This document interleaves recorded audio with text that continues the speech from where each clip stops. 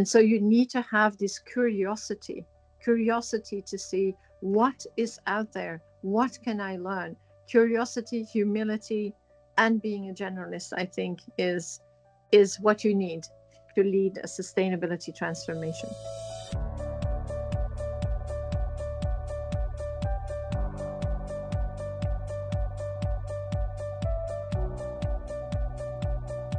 Yes, that's an excellent question. I think many businesses, if you look behind the brand, are actually much more complex in legal structure or in geographical spread than you would imagine. So I think for many businesses, it is all about how do you truly engage stakeholders, whether those stakeholders are like business partners, they are your supply chain, or they are, for example, like in the case of hospitality, real estate and asset owners. So this is a global network of stakeholders we need to bring on a path to net zero and net positive to go beyond that. And as you can read in many important works, but not in the least the book by my hero, Paul Polman, Net Positive, it is really about creating that system change. So I think it's about thinking big, having a vision, and being bold in your outreach. So that is how you create sustainability at scale. And then, of course, we need to think about financing, and we need to think about pioneering.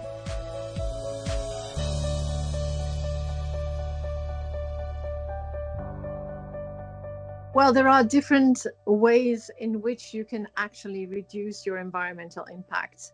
What we have been practicing is always in our transition to net zero by 2050, based on targets that are based in science. That's very important, that we don't just go out with anything, but that we are anchoring this in the international COP process. So that is what we did. So what is important in that is that we work on green buildings, green energy, and green operations. If I start with green operations, that is having the everyday habits to be smart in your work life and frankly also in your private life about reducing your environmental impact. And we're doing that with engagement campaigns that we call Move to Zero. We're actually in the middle of this. We gamify our approach and we engage our 75,000 team members around the world in a successful way to inspire and motivate them. And you can see that our LinkedIn are coloring green right now. The second thing is about green energy. Green energy is the smartest and fastest way to decarbonize rapidly. Of course, the green energy landscape, by that I mean the renewable energy landscape, is different in different countries around the world. What is possible in, let's say, the European zone, which is technically called the AIB zone, is different than what is possible in India or what is possible in China or what you can do in Africa. So those solutions vary between what you can do on site and what you can do in terms of procuring renewable energy. And then the last one, green buildings, is an essential one. In my world as a hospitality leader, that is through stakeholders who are the asset owners of the building. So it's a lot of engagement with the real estate world, the commercial real estate world. And the thing to do there is to realize that actually a lot of it is how do we convert buildings in an intelligent way on this transition to net zero.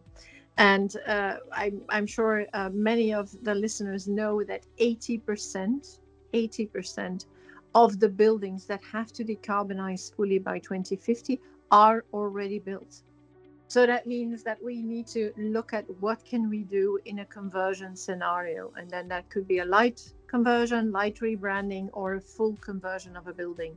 And these things can be done. So we have proven that quite, let's say, classic hotel buildings can actually be turned into something very close to a net zero hotel. And we're actually about to launch an industry-wide innovation around proving that net zero can be done for converted hotel buildings.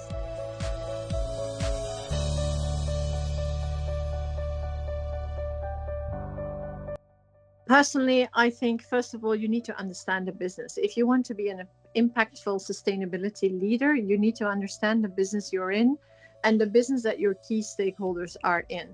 It's all about how do you speak their language and how do you understand as a generalist the business priorities of your own business and your key stakeholders' businesses. So that is a key thing. Then the second thing is, of course, we learn every day. In the field of sustainability, there has been a massive transformation and specialization in, let's say, the last 10 years, to say it roughly.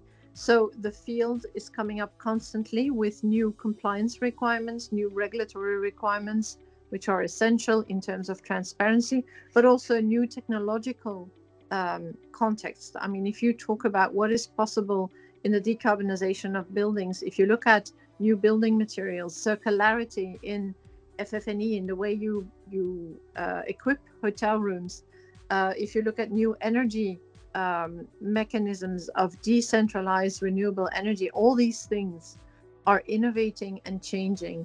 And so you need to have this curiosity to see what is out there, what can I learn. Curiosity, humility, and being a generalist, I think, is what you need to lead a sustainability transformation.